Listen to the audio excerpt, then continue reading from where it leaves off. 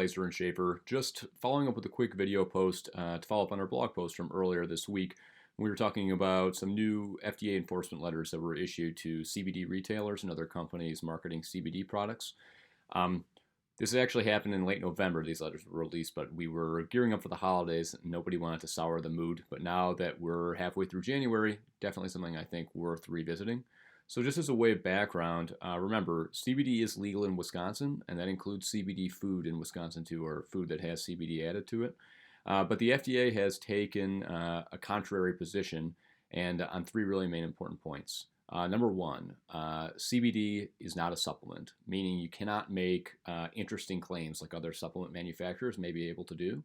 Number two, CBD is a drug, as in RX, and it's currently being marketed by two companies that have received FDA approval to do so.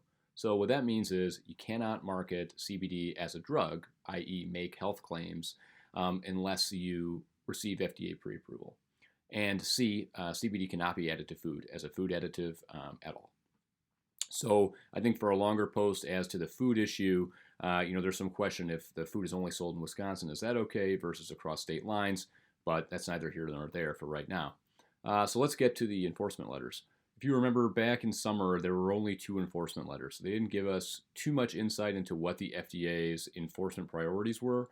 But essentially the takeaway from the two letters that we had was, hey, FDA is going after people that are making really wild claims. It's definitely low-hanging fruit. A lot of these are online retailers, obviously a lot easier for the FDA to find, making claims like CBD cures cancer or CBD cures diabetes. Now there's 15 new letters, and I would say that in general, they're following the same vein, same enforcement priorities. FDA is going after really wild claims like CBD cures Alzheimer's.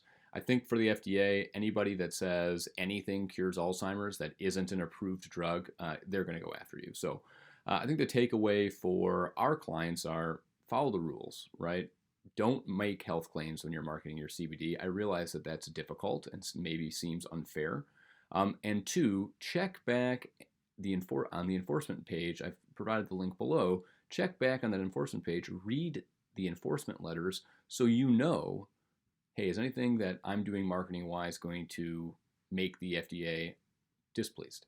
And since they're going after really low-hanging fruit, for our clients that are already following the rules, this is a great time to kind of clean house, look at the letters, see if anything that you're doing might be viewed negatively by the FDA. So anyway, thanks for watching. Check back.